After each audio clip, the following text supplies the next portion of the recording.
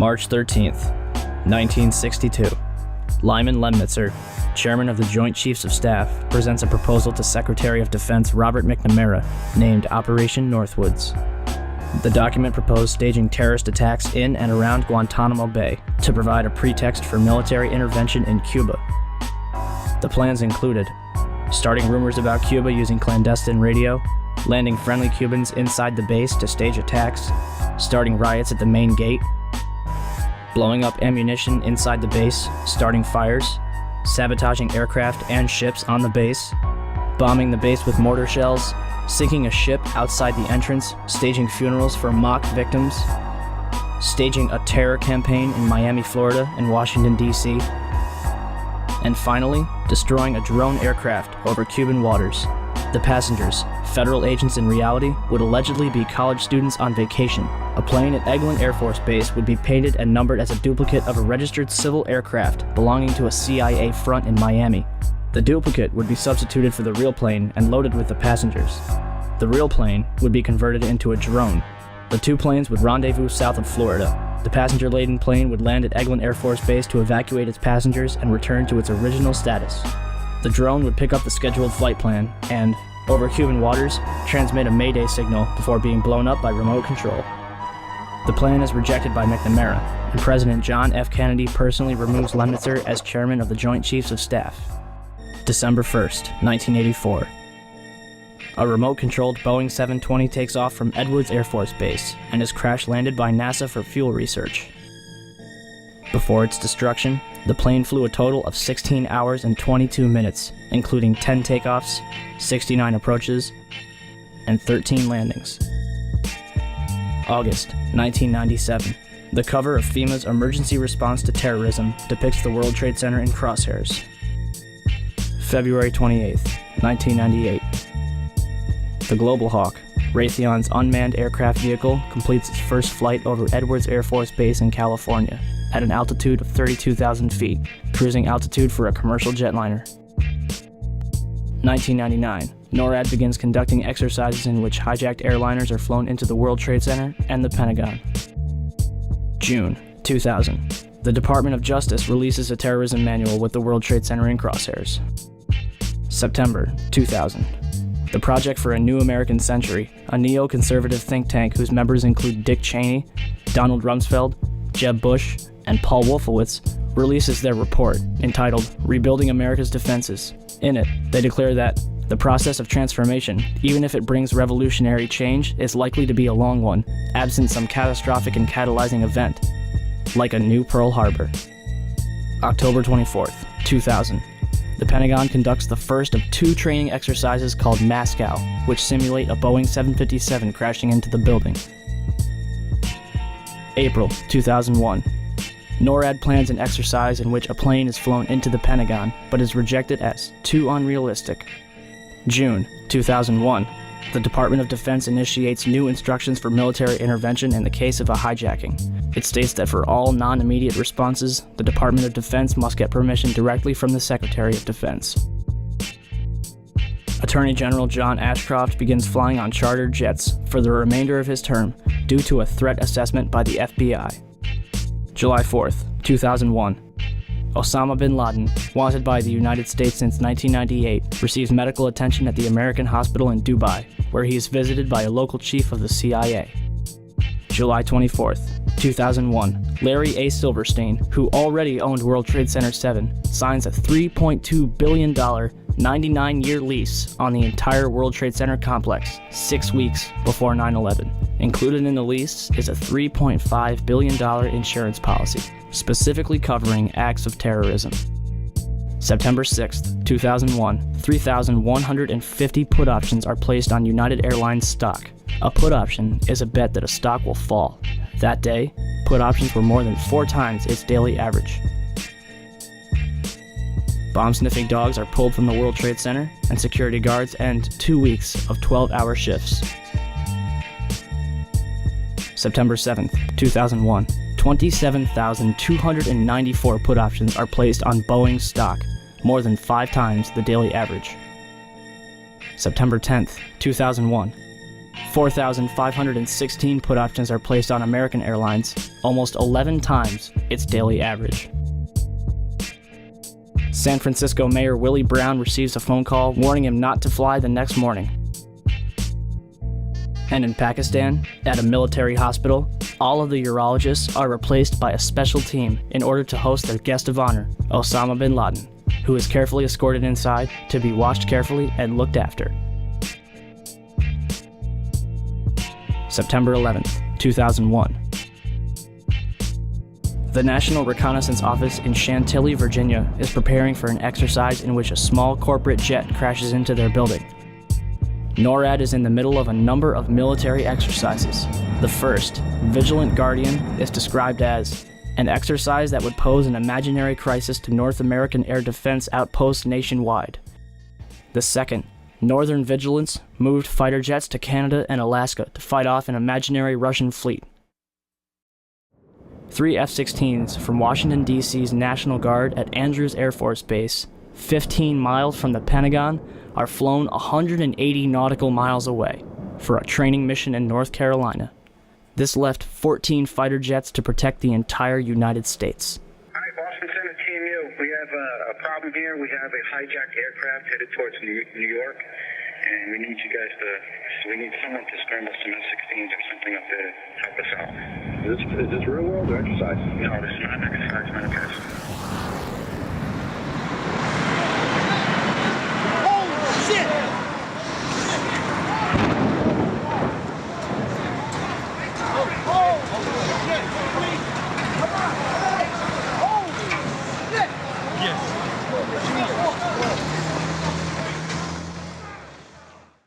The first question I have is basically to get from you a sense of how you would rate the American media in their coverage of the events of the attack last September. Well, let's see. Shamefully is a word that comes to mind. This just in, you are looking at obviously a very disturbing live shot there. That is the World Trade Center, and we have unconfirmed reports this morning that a plane has crashed into one of the towers of the World Trade Center. But overall, the American journalism was cowed and intimidated by this massive flag sucking, this patriotic orgy. You know, if you criticize the president, it's unpatriotic and there's something wrong with you, you may be a terrorist. So in that sense, Hunter S. Thompson, there's not enough room for dissenting voices? Well, there's plenty of room. There's just not enough people are willing to take the risk. Jim, I don't know whether we've confirmed that this was an air crash, or to be more specific, some people said they thought they saw a missile. There was definitely a blue logo. It was like a circular logo on the front of the plane. It definitely did not look like a commercial plane. I didn't see any windows on the sides. Mark, if what you say is true, those could be cargo planes. You said you didn't see any windows in the side? I didn't see any windows on the side. It was not a normal flight that I've ever seen at an airport. It was a plane that had a blue logo on the front, and it did not look like it belonged in this area. It's just sort of a herd mentality, a lemming-like mentality. If you don't go with the flow, you're anti-American and therefore a suspect. This is as close as we can get to the base of the World Trade Center. You can see the firemen assembled here, the police officers, FBI agents, and you can see the two towers. A huge explosion now raining debris on all of us. We better get out of the way.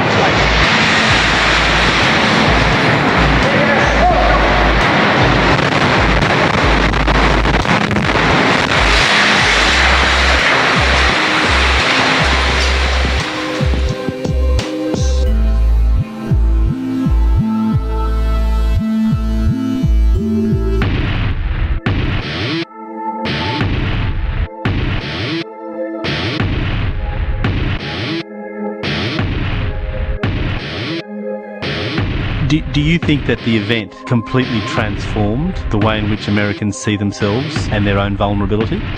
No, the event by itself would not have done that. You sort of wonder when something like that happens, well, who stands to benefit? You know, who had the opportunity and the motive? You just kind of look at these basic things. I don't assume that I know the truth about what went on that day. And yeah, I just look around and looking for, well, who had the motive, who had the opportunity, who had the equipment, who had the will.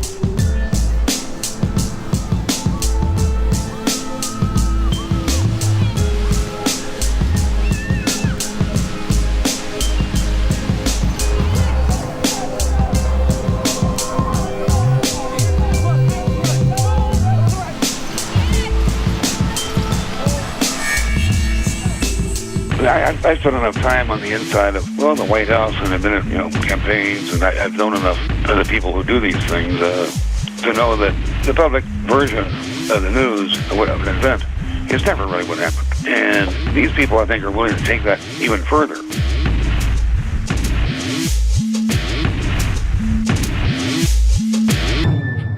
It seems a very long bow to me, but are you sort of suggesting that this worked in the favour of the Bush administration? Oh, absolutely. Absolutely.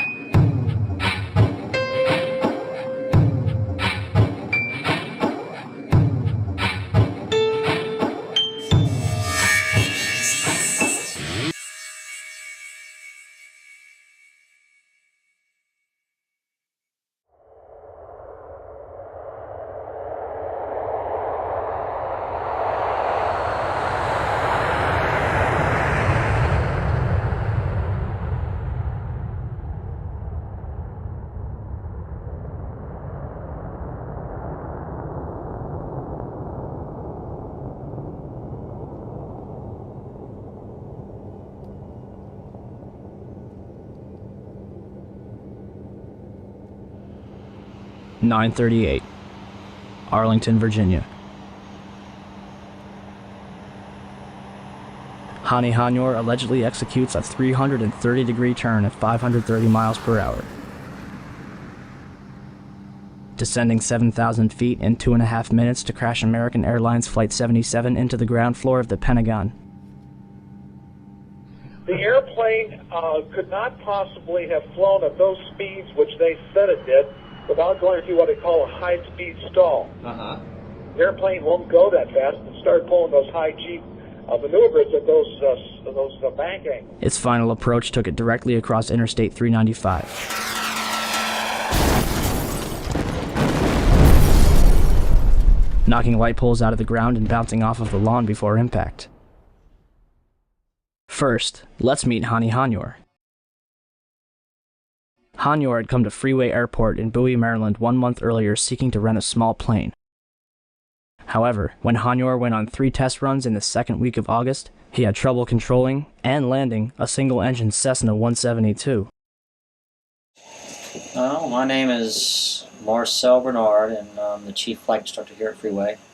Hani Hanyor, well, basically what happened with him is he showed up at the airport and wanted to get checked out in the aircraft. See, he was already certified. He didn't come to us for flight training. Yeah, he already had a pilot's license. He had already earned his private instrument commercial at a school in Arizona, and I don't remember the name of the school, but he already had certificates in hand. And we sometimes occasionally have pilots that come to us that don't want flight training but just want to rent our aircraft. Which is the case of Hani Hanyor. This was the case with Hani. He wanted to get checked out, as we call it, to rent our aircraft. And our insurance requires that he flies with one of our instructors to be found competent to rent. And that was the process that he was going through. The consensus was that he was very quiet, average or below average piloting skills. English was very poor. So I don't know where to. That's about the best description I can give you for his demeanor at that time. Very, uneventful from our perspective. Regardless, air traffic controllers at Dulles International Airport that were tracking Flight 77 all thought that it was a military plane. Second, the light poles. On November 22, 2004, a private jet en route to Houston to pick up George Bush Sr. clipped a single light pole and crashed a minute away from landing at Houston's Hobby Airport. The wing ripped off upon impact, scattering debris over 100 yards. And yet, Flight 77 managed to tear 5 light poles completely out of the ground without damaging either the wings or the light poles themselves. Instead, they seem to have just popped out of the ground. Third, you only have to look at the photos from that day to realize that whatever hit the Pentagon did not bounce off the lawn. If Flight 77 had crash landed and skidded into the Pentagon, it would have looked like this.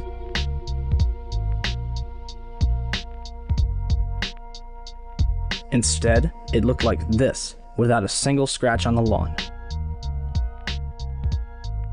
Fourth, why is there absolutely no trace of Flight 77? The official explanation is that the intense heat from the jet fuel vaporized the entire plane. Indeed, from these pictures, it seems that there is absolutely no trace of a Boeing 757. But if the fire was hot enough to incinerate a jumbo jet, then how can investigators identify 184 out of 189 people found at the Pentagon? The Armed Forces DNA Identification Laboratory, which was responsible for the task, was also responsible for identifying the dead in Shanksville. Titanium has a melting point of 1,688 degrees Celsius. Jet fuel, also known as kerosene, is a hydrocarbon, which can retain a constant temperature of 1,120 degrees Celsius after 40 minutes, but only if the fuel is maintained. The fuel would have burned off immediately upon impact. Therefore, it is scientifically impossible that 12 tons of steel and titanium was vaporized by kerosene. Likewise, the two engines should have been found relatively intact at the Pentagon. Instead, there was a single turbojet engine approximately 3 feet in diameter found inside the building. The second identifiable piece of debris was allegedly a piece of the fuselage. Skeptics have claimed that this is proof that Flight 77 hit the Pentagon, but this piece could have come from any American Airlines plane. And why is it not singed or scratched after a 530-mile-per-hour impact and a subsequent fireball? The third piece of debris was a diffuser case. Let's look a little closer at the diffuser case of a 757. Do you see the triangular bezels around the openings? Those are nowhere to be found on the case found at the Pentagon. The remainder of the debris was light enough to have been carried by hand. If Flight 77 was vaporized on impact, it would be the first time in aviation history. For example, August 15th, 2005, Helios Airways Flight 522, a Boeing 737 en route to Athens, Greece, crashed into a hillside at full speed. 121 passengers, all dead. Fire. Tail sections. Wing sections. Engines. Cockpit. Bodies. Fifth, why is the damage to the Pentagon completely inconsistent with a Boeing 757?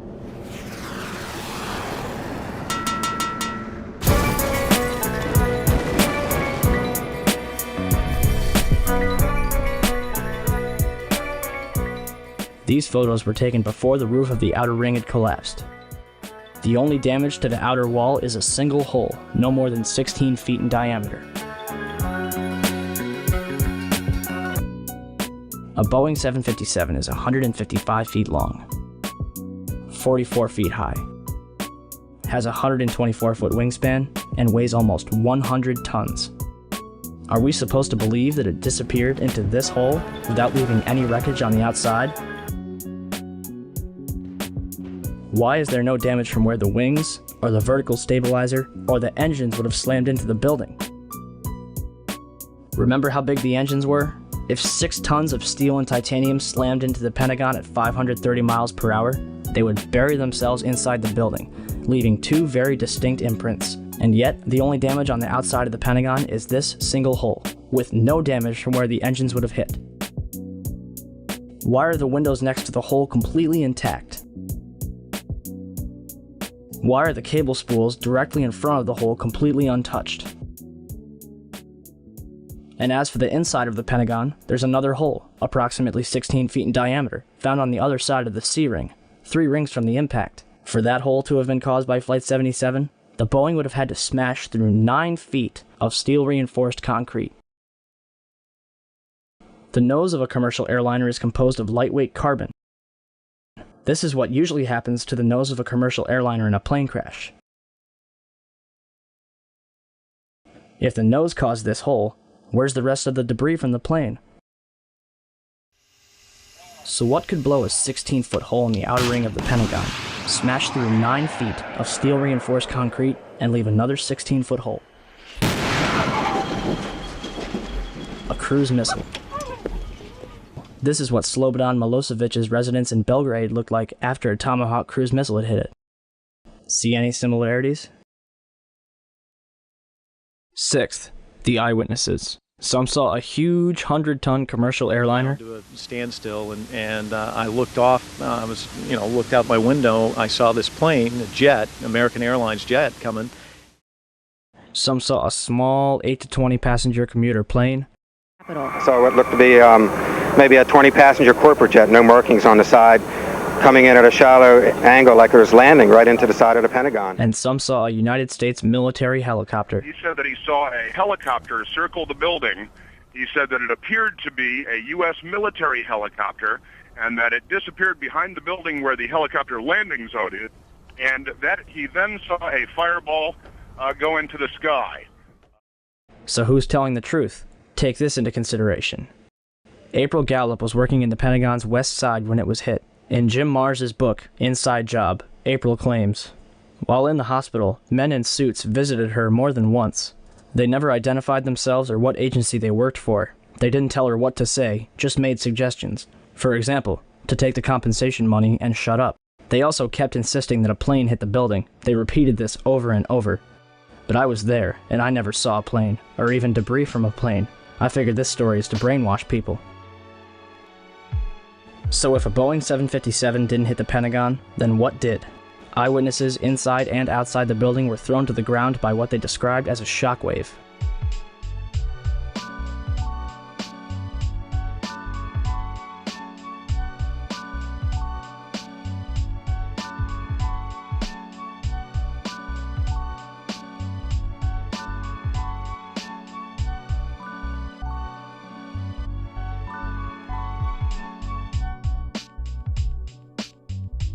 Even the Sheraton Hotel, 1.6 miles away, was rocked by the blast. A number of military personnel at the Pentagon specifically mentioned smelling cordite.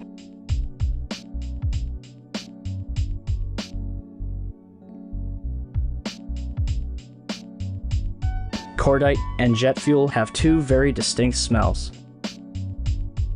Cordite is a compound used in ammunition which is comprised of nitroguanidine, nitrocellulose, and nitroglycerin. It is cool burning, produces little smoke and no flash, but produces a strong detonation wave. And eyewitnesses described a bright, silvery flash. Jet fuel combustion, i.e., the planes that struck the Twin Towers, is bright yellow at best. Watch this. A massive smoldering fireball. No silvery flash, no shockwave. And at the Pentagon, a tiny, bright, silvery flash, which shakes nearby buildings.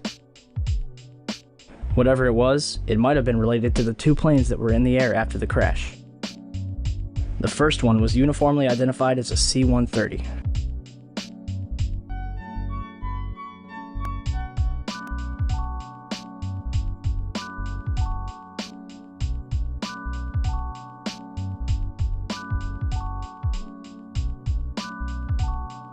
The second plane was an unmarked white plane flying over Washington, D.C.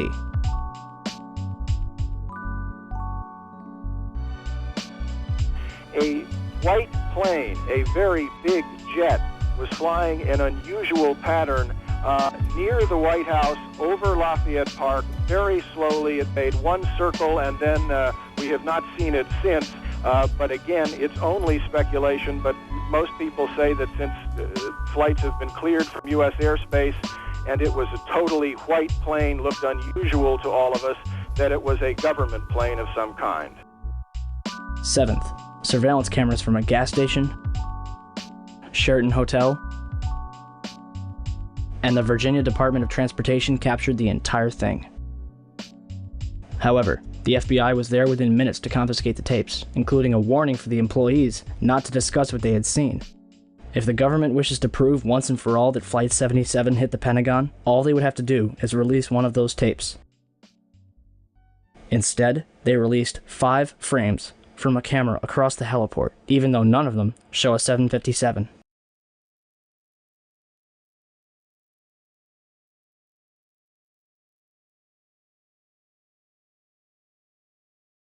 And is it merely a coincidence that the Pentagon was hit in the only section that was renovated to withstand that very same kind of attack?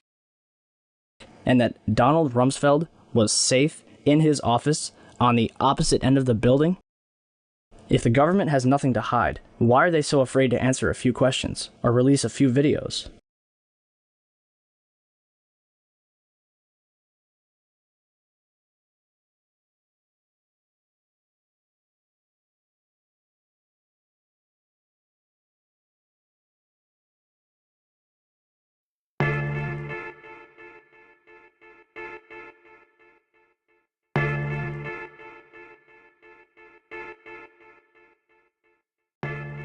(9:59), New York City, New York.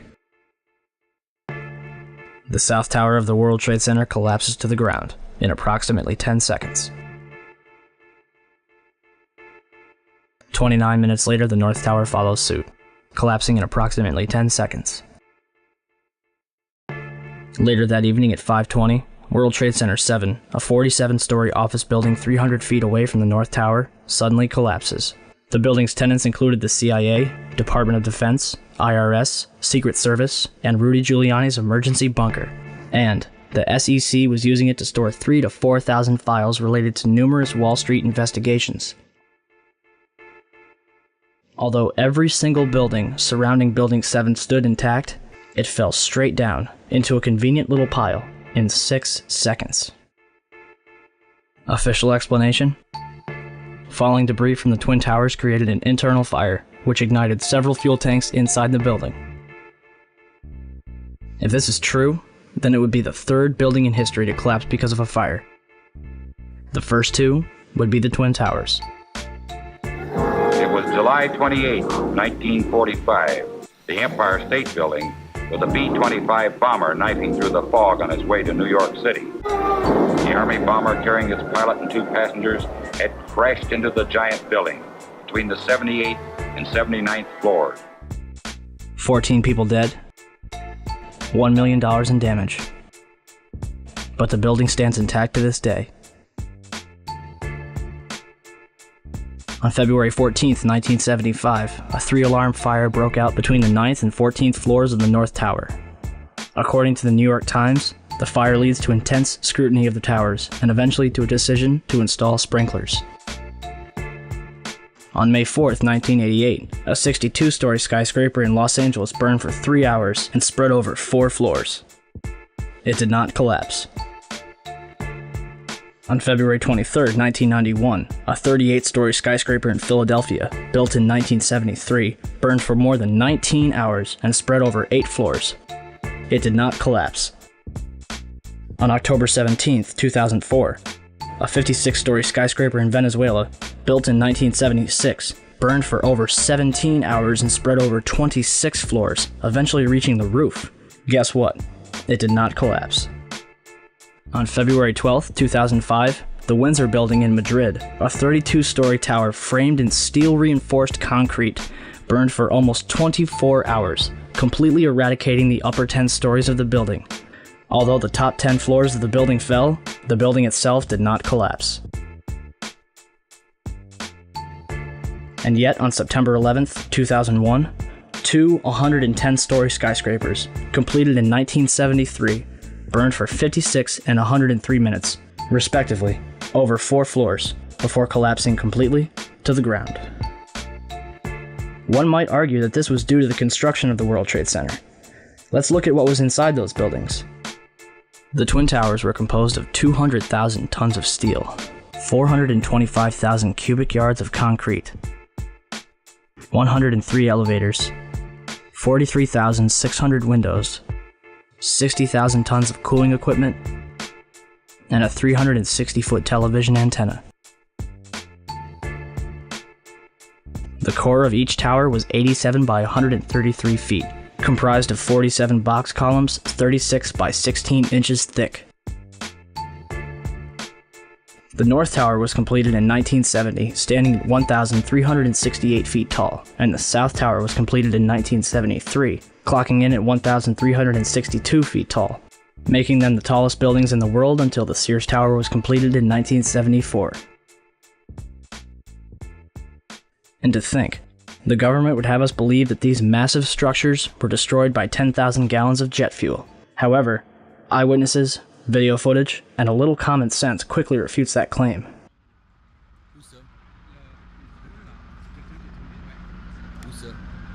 The second plane hits the south tower between the 78th and 82nd floors at 9:03 a.m.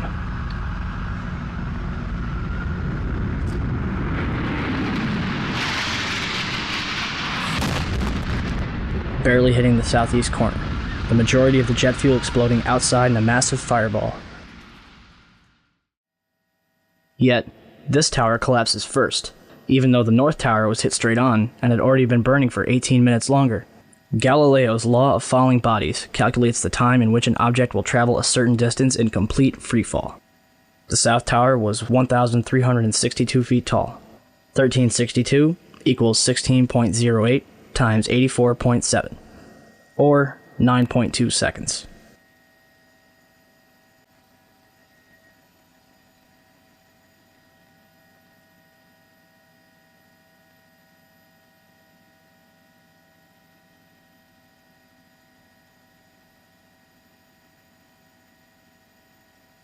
The Twin Towers came down in nearly free-fall speed.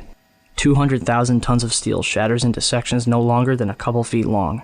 425,000 cubic yards of concrete is pulverized into dust. Thousands of lives are extinguished instantly.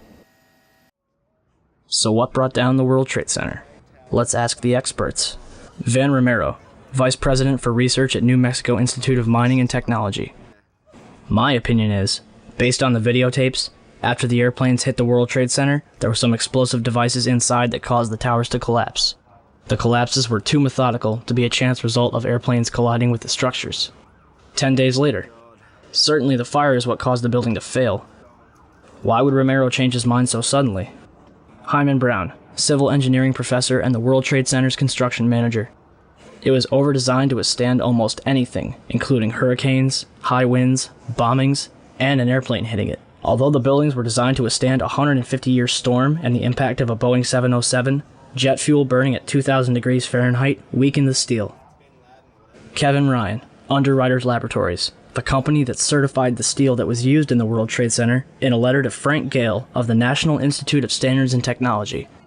We know that the steel components were certified to ASTM E119. The time temperature curves for this standard required the samples to be exposed to temperatures around 2,000 degrees Fahrenheit for several hours, and as we all agree, the steel applied met those specifications. Additionally, I think we can all agree that even unfireproof steel will not melt until reaching red-hot temperatures of nearly 3,000 degrees Fahrenheit. Why Dr. Brown would imply that 2,000 degrees Fahrenheit would melt the high-grade steel used in those buildings makes no sense at all. This story just does not add up. If steel from those buildings did soften or melt, I'm sure we can all agree that this was certainly not due to jet fuel fires of any kind, let alone the briefly burning fires in those towers. Ryan's statements directly contradict statements from so-called experts which claim that 2,000-degree heat inside the World Trade Center caused the towers to collapse. Days after writing this letter, Kevin Ryan was fired from his position. Not even the experts agree with each other. So what else could have caused the Twin Towers in Building 7 to collapse? 10 o'clock Eastern Time this morning, just collapsing on itself. The second building that was hit by the plane has just completely collapsed. We have no idea what caused this. Almost looks like one of those planned implosions. As if a demolition team set off. When you see the old demolitions of these old buildings, it folded down on itself and it is not there anymore. If you wish to bring anybody who's ever watched a building being demolished on purpose knows that if you're going to do this, you have to get at the under infrastructure of a building and bring it down. We heard another explosion, and I'm assuming that's the one that came from the lower level, since there were two. And I said, right, because it was like 18 minutes apart. Well, this is the first explosion, and there was a second explosion in the same building. There were two explosions. Okay. Federal agencies that were down there do believe that there was some sort of explosive device somewhere else besides the planes hitting. NBC's Pat Dawson is close to the scene of that attack. Pat? Just moments ago, I spoke to the chief of safety for the New York City Fire Department. Chief Albert Turry, he received word of the possibility of a secondary device, that is another bomb going off. He tried to get his men out as quickly as he could, but he said that there was another explosion which took place. And then an hour after the first hit here, with the first crash that took place, he said, there was another explosion that took place in one of the towers here. He thinks that there were actually devices that were planted in the building. The second device he speculates, was probably planted in the building. There were 2 or 3 similar huge explosions, and the building literally shook. You literally shook at the base of this building. First one and then the other, some say after secondary explosions. A big explosion happened. All of a sudden the elevator blew up, smoke. I dragged the guy out, his skin was hanging off, and I dragged him out and I helped him out of to the ambulance. Just got out of the tunnel and it blew. The subway tunnel? Yeah. Collapsed. 5 blocks from the World Trade Center. And we were standing here when there was some sort of collapse or explosion. Do you know if it was an explosion or if it was a building collapse? To me, it sounded like an explosion. When I tried to save people, in the moment we heard a big explosion coming down. Everything just went black. Everything came down, glass started popping. People got hurt, stuff went on top of them, and it was a big explosion and everything got dark, real dark, like snow. The FBI is here, as you can see. They had roped this area off. They were taking photographs and securing this area just prior to that huge explosion that we all heard and felt. At 10:30, I tried to leave the building, but as soon as I got outside, I heard a second explosion and another rumble and more smoke and more dust. I ran inside the buildings, the chandelier shook, and again, black smoke filled the air. Within another 5 minutes, we were covered again with more silt and more dust. And then a fire marshal came in and said we had to leave because if there was a third explosion, this building might not last. Ginny Carr was attending a business meeting on the 36th floor of One Liberty Plaza, across the street from the World Trade Center, and caught the entire first attack on tape. A second explosion can be heard 9 seconds after the crash.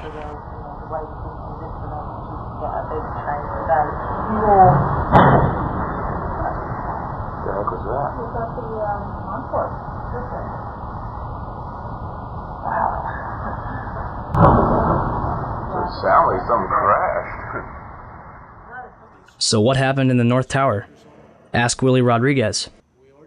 Willie, a janitor who worked in the World Trade Center for 20 years, was in sub-level 1 when the North Tower was hit. And all of a sudden we hear boom! I thought it was a generator that blew up on the basement. And I said to myself, oh my God, I think it's a generator. And I was going to verbalize it. When I finished saying that in my mind, I hear boom! Right on the top, pretty far away. So it was a difference between coming from the basement and coming from the top. And that's, everybody started screaming. And a person comes running into the office saying, explosion, explosion, explosion. He got his hand extended and all the skin was pulled from his under his arm, all the way to the top of the fingertips, and he was hanging on both arms. Hanging and hanging. And then I look at his face and he was missing parts on his face. And I said, what happened? What happened? And he said, the elevators, the elevators. There were many explosions, and when I actually talk about those explosions, they said that, well, there were so many kitchens in the building, and they have probably those gas canisters. And I say, I don't believe that, because the building was a Class A building. They have very strict guidelines of what you can put in a kitchen, and I really doubt it was gas. So there was a lot of misconceptions of what happened that day in terms of the explosions. But up to date, I haven't received an actual explanation about the different explosions that I heard on the upper floors and not all the way to the top. The windows in the lobby of the North Tower were blown out, and marble panels were blown off of the walls. This was brushed off as damage from a raging fireball that went barreling down the elevator shafts. On 9/11, New York City lost 343 firefighters at the World Trade Center. Since they were the ones inside the towers before and as they collapsed, I'd say they've got a pretty good grasp on what happened. So what does the FDNY think? First, we had this interview from the Naudet brothers documentary. It was like the first thing that was, there was nobody there. Where the fuck, what do we do? We made it outside. We made it about a block. We made it at least 2 blocks, and we started running, floor by floor, instead of popping out. It was if they had detonated. Yeah, if they were planned to take down a building. Boom, boom, boom, boom, boom, boom, boom, boom. All the way down. I was watching it and running. Just ran up West Street. And then you just saw this cloud of shit chasing you down. Couldn't outrun it. West Street. Couldn't outrun it. In these interviews, numerous members of Engine 7 described explosions preceding the collapses, not to mention the damage to the lobby of the North Tower. I heard a loud boom. And my first thing, I was right at the desk there on the left-hand side when you come into Tower 1. And I walked out, I didn't go out. I walked to where all the doorway was, the glass were broken, and I looked out, and I seen in the building across the street, I seen the shadow coming, I seen just the shadow in the building across the street coming down. I wasn't expecting to see the damage that I saw in the lobby and the people, the bodies, the burnt people, the injured people. I really wasn't prepared for that. The lobby is about 6 stories high, and the lobby looked as though a bomb had exploded there. All the glass was taken out. There were 10-foot by 10-foot marble panels that were once walls. They were loose from the wall of the Trade Center. I went around by the freight elevator, and I could see it was just blown. It was just a giant shaft. And at that time, we heard a huge explosion. And we immediately dove for the stairs. Get back into the stairs. Let's get back into the stairs, because I had seen what happened in the lobby with the elevator being blown out. I said, if there's another explosion. What I feared, I never in a million years feared those buildings coming down. Never. I did fear secondary explosion, or possibly a second plane.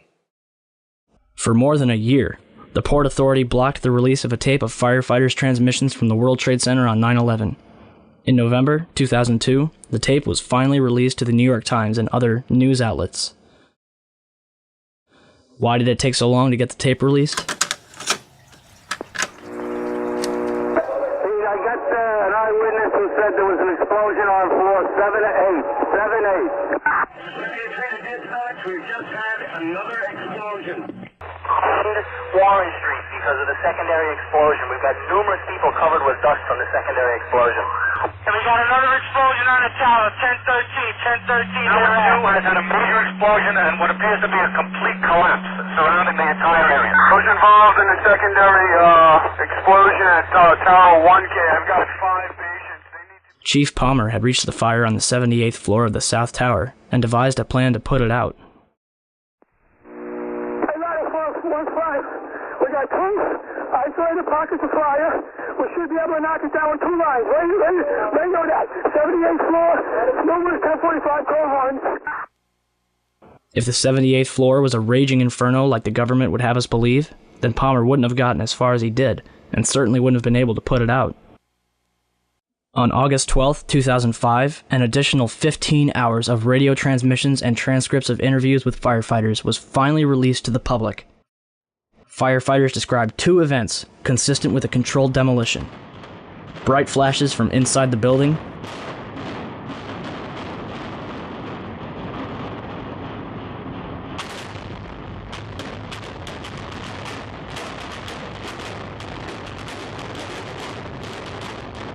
and a number of crackling sounds before the buildings collapsed.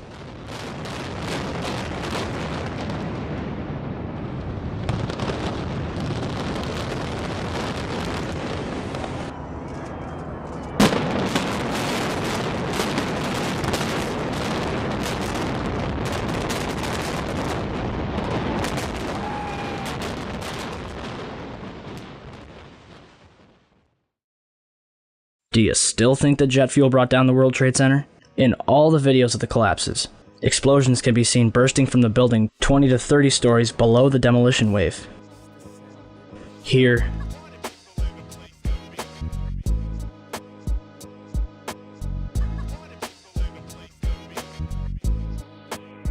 here,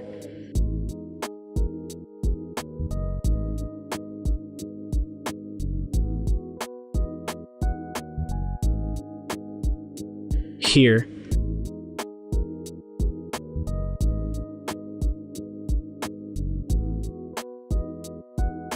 here,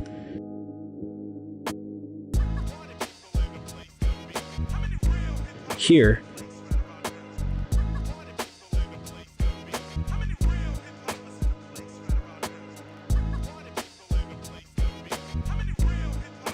and here.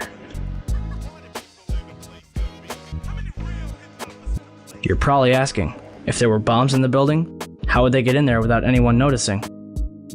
Daria Cord, a guard in the North Tower, told Newsday that security detail was working 12-hour shifts for 2 weeks before 9/11, but on Thursday the 6th, bomb-sniffing dogs were abruptly removed from the building. So who authorized all this? President Bush's brother, Marvin, was board of directors at Securicom from 1993 until fiscal year 2000. Securicom, now known as Stratosec, is an electronic security company backed by Kuwait American Corporation, which provided security for United Airlines, Dulles International Airport, and from the early 1990s up to the day of 9/11, the World Trade Center. Marvin is also the former director at HCC Insurance Holdings, which insured parts of the World Trade Center on 9/11. More information on this was supposed to be disclosed and never was. To date, the SEC has not revealed what they have learned. If only we could examine the debris from the World Trade Center and figure out what happened. Unfortunately, Mayor Giuliani began shipping the remains off to recycling yards overseas before investigators could even examine it. Not even FEMA was allowed into Ground Zero. Essentially, they blocked off a crime scene and destroyed all the evidence. Guess who was allowed into the site? Controlled Demolition, who was also responsible for cleaning up after the Oklahoma City bombing in 1995. Regardless, I think what happened to the World Trade Center is simple enough. It was brought down in a carefully planned, controlled demolition. It was a psychological attack on the American people, and it was pulled off with military precision.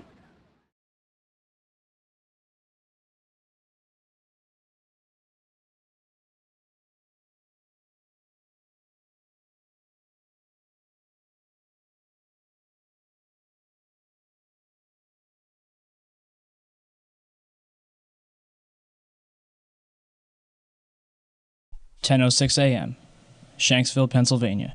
Flight 93 was en route from New Jersey to California with 45 passengers, a 19% occupancy rate, when it went off course at 8:56 over Cleveland, Ohio. According to the official story, Flight 93 was headed for the White House when it was overpowered by a group of passengers and crashed in Shanksville, Pennsylvania. Out of all of the events of 9/11, the one that has caused the most confusion is Flight 93. It was shot down, it wasn't shot down. However, evidence suggests that perhaps Flight 93 was nowhere near Shanksville. I want to get quickly to Chris Kanicki. He's a photographer with the Pittsburgh affiliate of Fox affiliate. He was back there just a couple of minutes ago. And Chris, I've seen the pictures. It looks like there's nothing there except for a hole in the ground. Basically, that's right. The only thing you could see from where we were was a big gouge in the earth and some broken trees. We could see some people walking around in the area, but from where we could see, there wasn't much left. Any large pieces of debris at all? No, there was nothing that you could distinguish that a plane had crashed there. Smoke, fire? Nothing. It was absolutely quiet. It was actually very quiet. Nothing going on down there, no smoke, no fire, just a couple of people walking around. They look like part of the NTSB crew walking around looking at the pieces. How big would you say that hole was? From my estimates, I would guess it was probably about 20 to 15 feet. Long and probably about 10 feet long or 10 feet wide. What could you see on the ground, if anything, other than dirt and ash? And you couldn't see anything. You could just see dirt, ash, and people walking around, broken trees. You're more familiar with it. Wally Miller, a Somerset County coroner, told the Houston Chronicle, "It looked like somebody just dropped a bunch of metal out of the sky." In the Washington Post, "It looked like someone took a scrap truck, dug a 10-foot ditch, and dumped trash into it." And as for the passengers, I stopped being coroner after about 20 minutes because there were no bodies there. In the Pittsburgh Review, I have not, to this day, seen a single drop of blood. Not a drop. It would seem that, on one day, for the second time in history, an entire plane, along with its passengers, disappeared upon impact. So if Flight 93 didn't go down in Shanksville, then where? You ready for this? Cleveland. At 11:43 on September 11th, WCPO, a local TV station in Cincinnati, Ohio, reported that 2 planes landed at Cleveland Hopkins Airport due to a bomb threat. United Airlines identified one of the planes as Flight 93. Are you confused? Well, it gets better. Check it out. At approximately 10 a.m., Cleveland Hopkins Airport was evacuated amidst rumors that a hijacked plane was going to land. Passengers had to leave, but couldn't drive. They had to walk or hitchhike. Buses weren't allowed to leave. People were sent home. According to Associated Press and local Ohio papers, one plane landed at approximately 10:45. But Delta Airlines confirmed that their plane, Delta 1989, landed in Cleveland at 10:10. Therefore, Flight 93 landed at Cleveland at approximately 10:45. Authorities searched Delta 1989 for over 2 hours, and passengers were questioned individually. The plane dealer reported that the plane was evacuated at 12:30. But the Akron Beacon reports that a plane was evacuated at 11:15, which would make that Flight 93. Mayor White reported that the plane had 200 passengers. But a passenger from Delta 1989 described 60 or so passengers. So at 11:15, 200 or so passengers were released from Flight 93. The passenger from Delta 1989 states that she was taken into FAA headquarters. But other reports say that passengers were brought into the NASA Glenn Research Center, located near the west end of the airport, which had already been evacuated. So, to sum up, Delta 1989 landed at 10:10, was evacuated at 12:30, almost 2.5 hours later, and 69 passengers were taken to FAA headquarters. Flight 93 landed at 10:45 and evacuated within a half hour. 200 or so passengers quickly taken to an empty NASA research center. Why did it take 140 minutes to evacuate 69 passengers when 200 were evacuated in a half hour? We can assume that the passengers from Delta 1989 are safe somewhere. The question remains, what happened to the 200 or so passengers from Flight 93? It's interesting to note that the combined total of all the passengers from all 4 flights is 198, or 243, depending on who you ask. We may never know what really happened to Flight 93, but we do know what didn't happen.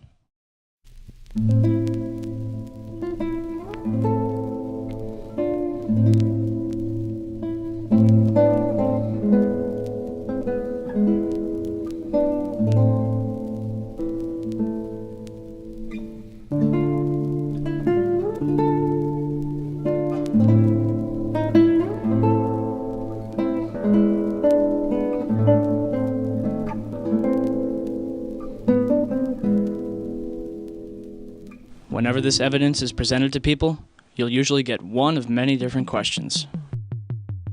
The first one being, if different planes were used, what happened to the original ones? Unfortunately, there is no way to know what really happened. But if we could examine the black boxes from the planes that were used, we could prove that they weren't the original flights.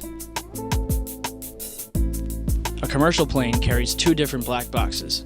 Each black box carries one of 2 different recorders, a cockpit voice recorder and a flight data recorder. The cockpit voice recorder records sounds from inside the cockpit, including engine noise, stall warnings, and other sounds of interest. Communications between air traffic control, weather briefings, and conversations between pilots and crew are also recorded. The flight data recorder records at least 28 different parameters such as time, altitude, speed, and heading. Some also record more than 300 other in-flight characteristics, anything from autopilot to smoke alarms. The recorders themselves are made from the most impervious metals known to man, and the information is recorded along with date and time and spooled into a continuous roll. Any damage that is done to the roll is done to the outside, as opposed to the inside where the data is. The 9/11 Commission says the CVRs and FDRs from American 11 and United 175 were not found. Yet, the FBI claims to have found the passport of Saddam al-Sakami, which managed to fly out of his pocket, through the explosion, and onto the streets of Manhattan below. So, 4 different black boxes, made from the most resilient materials known to man, were destroyed. Yet, a passport, made from a fragile material known as paper, managed to survive? Who writes this stuff? Ted Lepatkowitz, spokesman for the National Transportation Safety Board, told CBS News that it's extremely rare that we don't get the recorders back. I can't recall another domestic case in which we did not recover the recorders. Turns out Ted's right. Nicholas DeMasi, a firefighter who helped the recovery efforts, claims in the book, Behind the Scenes, Ground Zero, "At one point, I was assigned to take federal agents around the site to search for the black boxes from the planes. There were a total of 4 black boxes. We found 3. I guess it all comes down to who you'd rather believe." FBI Director Robert Mueller said Flight 77's data recorder provided altitude, speed, headings, and other information, but the voice recorder contained nothing useful. And Donald Rumsfeld said the data on the cockpit voice recorder was unrecoverable. As for Flight 93, it was the only flight where the cockpit voice recorder was recovered. It was played for the families in April 2002, but not before they signed an agreement saying that they wouldn't talk about it. They couldn't even take notes. And for some reason, the last 3 minutes of the tape was unaccounted for. The FBI had no explanation for the discrepancy. Why would the 9/11 Commission tell us Flight 11 and 175's recorders weren't found?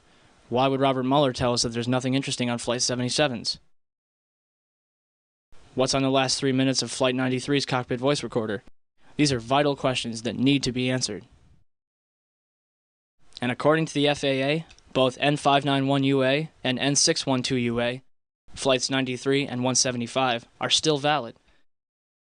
But Flights 11 and 77 are listed as destroyed. Not to mention that they were not even scheduled to fly on September 11th.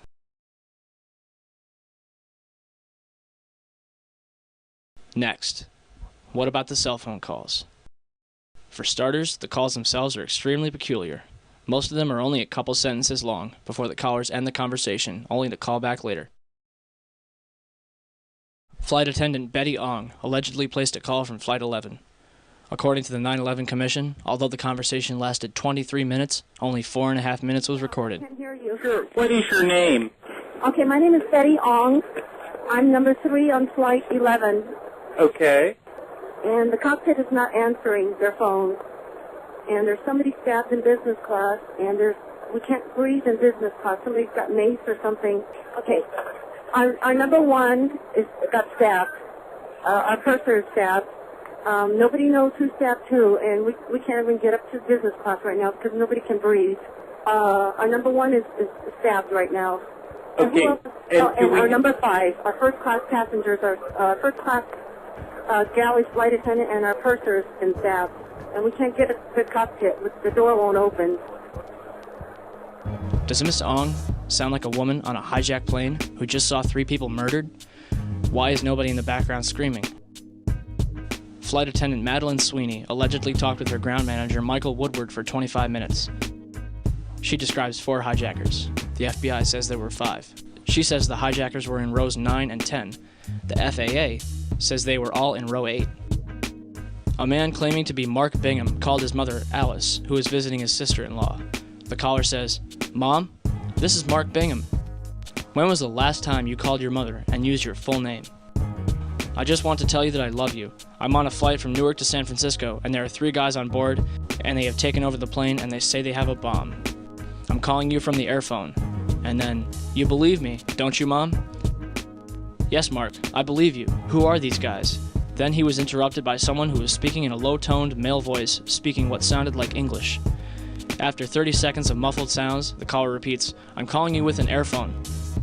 His mother asks him again, "Who are these guys?" After another pause, he returns and asks again, "You believe me, don't you, Mom?" There was another pause, and the phone just trailed off. But to be honest, none of that matters. Why? Because none of these calls could have possibly taken place. Key Dudney of Physics911.net conducted some research of his own. In an experiment called Project Achilles, he took a series of cell phones onto a Cessna 172 and flew up to 8,000 feet. At 4,000 feet, he had a 0.4 success rate. At 8,000 feet, he had a 0.1 success rate. For 32,000 feet, cruising altitude for a commercial airliner, he calculated a 0.006 success rate, less than 1 in 100th of a chance. Don't believe me? Even American Airlines has put their foot in the government's mouth. On July 15, 2004, passengers aboard a commercial American Airlines flight were able to send and receive calls from their cell phones as if they were on the ground, thanks to a cell station that was installed into the plane. It worked great. I called the office, I called my wife, I called a friend in Paris. They all heard me great, and I could hear them loud and clear. Why would Calcom and American Airlines spend thousands of dollars on this technology in 2004 when cell phones worked so well on September 11th, 2001? The cell phone calls were fake. No question about it. So how is it possible to fake a person's voice? In 1999, the Los Alamos Laboratory in New Mexico revealed their voice morphing technology. General Carl W. Steiner, the former Commander-in-Chief of United States Special Operations, declared on tape, "Gentlemen, we have called you together to inform you that we are going to overthrow the United States government." Another example was Colin Powell saying, "I am being treated well by my captors." With just a 10-minute recording of somebody's voice, they were able, in almost real time, to clone someone's speech. Steiner was so impressed, he asked for a copy. So what about the hijackers? On September 14, 2001, the Department of Defense released the names of the alleged 19 hijackers. But on September 23rd, the BBC reported that Waleed al-Shari was alive and well in Casablanca, Morocco. They also tracked down Abdulaziz al-Amari, who was an engineer with Saudi Telecoms and lost his passport while studying in Denver. In the same article, FBI Director Robert Mueller admitted that the identity of several of the hijackers is in doubt. So how many hijackers turned up alive? At least 9 of them. Wael M. al-Shari is alive and well. Mohand al-Shari is alive in Saudi Arabia. Khaled al-Madar is a computer programmer in Mecca. Salem al-Hazmi works at a chemical plant in Yanbo, Saudi Arabia. Saeed al-Ghamdi is training to be a pilot in Tunis. Ahmed al-Nami is an administrative supervisor for Saudi Airlines. We already covered Waleed and Abdulaziz. And last but not least, Mohammed Atta's father claimed to receive a phone call from his son on September 12th. On September 20th and 27th, Mueller admitted on CNN that there is no legal proof to prove the identities of the hijackers.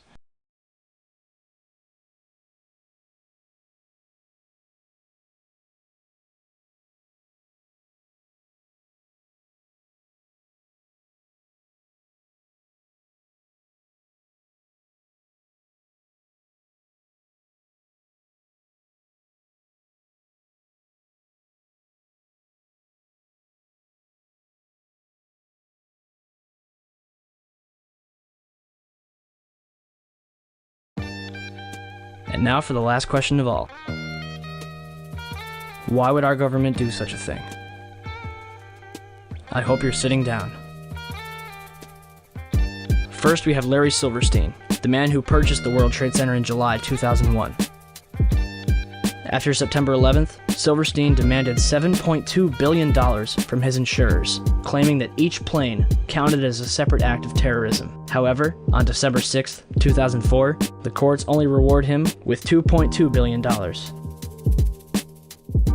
Then we have the put options that were placed on United Airlines, American Airlines, and Boeing. According to the San Francisco Chronicle, more than $2.5 million has remained unclaimed. As for 9/11 itself, Reuters reported that Comvar, a German computer company, is responsible for helping companies and accountants in New York restore their data from over 400 hard drives that were recovered from the World Trade Center's rubble. Comvar recovered information from 32 different computers that suggested insider trading took place on 9/11. Richard Wagner, an expert at Comvar. There is a suspicion that some people had advanced knowledge of the approximate time of the plane crashes in order to move out amounts exceeding $100 million. They thought that the records of their transactions could not be traced after the mainframes were destroyed. After their analysis, Comvar handed the results over to the FBI. Although the FBI was legally bound to investigate who was responsible, to date they have done no such thing. One of the world's largest gold depositories was stored underneath the World Trade Center. In 1993, the value of the gold was estimated at $1 billion, rumored to be owned by Kuwaiti interests. When the World Trade Center was destroyed, the amount of gold far exceeded the 1993 levels. The gold was finally recovered in its entirety in late 2001. Or was it? On November 1st, 2001, the Times Online reported that a large amount of gold was discovered in the wreckage of the World Trade Center. Mayor Rudolph Giuliani announced that more than $230 million was recovered from Ground Zero. However, the COMEX Metals Trading Division was storing gold bars for the Bank of Nova Scotia, Chase Manhattan Bank, the Bank of New York and Hong Kong, and Shanghai Banking, totaling $950 million, and that's just one company. Rumor has it that over $160 billion in gold was stored in the World Trade Center. So where did all the gold go? Remember the gold that was found in November 2001? Reuters reported that it was discovered in the back of a 10-wheel truck, along with several cars, in a delivery tunnel underneath World Trade Center 5. No bodies were recovered. As workers got closer to the gold, authorities began restricting access to Ground Zero, joined by FBI and Secret Service agents. One worker, directed away from the tunnel, told a reporter, "If I tried to go down there, they would have shot me." Heavy machinery operators and others worked under the watchful eye of more than 100 armed officers. So, let me get this straight. Gold from World Trade Center 4 was found underneath World Trade Center 5 in an empty delivery truck with an empty escort of cars. I think it's safe to say that they were running away from the South Tower. The question is, how did they know to flee from their stash when not even the firefighters inside the South Tower expected it to collapse? $167 billion in gold. $200 million is found. And that's just the money. After September 11th, President Bush had and continues to have the power to do and say whatever he wants, all under the pretext of 9/11. The Patriot Act. The Department of Homeland Security. Afghanistan. Iraq. Got him. Good. Second one. Hit the other one. It's time for America to accept 9/11 for what it was. A lie which killed thousands of people, only in turn killing hundreds of thousands more to make billions upon trillions of dollars. Are you angry yet? You should be. Every single attempt to investigate and uncover the truth behind 9/11 has been blackballed, ridiculed, and harassed by both the government and media alike. I'll say it again. Why are they hiding from us? What are they hiding from us? And what's it going to take until people in this country give a damn and do something about it? America has been hijacked. Not by Al-Qaeda. Not by Osama bin Laden. But by a group of tyrants, ready and willing to do whatever it takes to keep their stranglehold in this country. So what are we going to do about it? Anything. Share this information with friends, family, total strangers, hold screenings, conferences, whatever you have to do to get the word out. It's up to you. Ask questions. Demand answers. It may have started with the Easter Bunny or St. Nicholas. Even more ridiculous, a tooth fairy. From there we're forced to recite the pledge. Hail Mary, one nation under God. Why us? Don't question, son, you're burning hell. Pay attention to the lies that we're told to tell. Teacher teaches us Columbus was a hero. He stole lands, he stole lives of so-called Indians. From the Tainos to the Africans. Respect Thomas Jefferson? He molested Sally Hemings, and now they say Reagan was a great man. The godfather of crack babies? Denier of the AIDS plague? I ran fast as I could to the library to find out they trace the books I read. These lies got me surrounded, there's a war on truth. Ain't it on me? It started with that first lies too.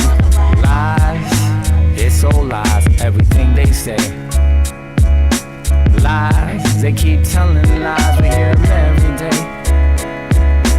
Think that we don't know that you're up to no good when you're telling lies. They say milk does a body good. How so? It causes disease. Don't trust me? Read about BGH and RGF1. The dairy industry has us drinking poison. Got milk? Better yet, how about? Got cancer? Got a sick prostate? And you're looking for answers, and why we trust the FDA to protect us. These mad cows are milking us all the way to the bank. From cell phones to pharmaceuticals. Children force vaccinations that carry plague and chemicals. Corporate thugs push drugs like evangelists push miracles. Monsanto, Bayer, Procter & Gamble. Fluoride in our water supply has got us all cockeyed, but still they lie, telling us it's for our own good. First used in Nazi prison camps, now it's in our hoods. Lies, it's all lies, everything they say. Lies, they keep telling lies.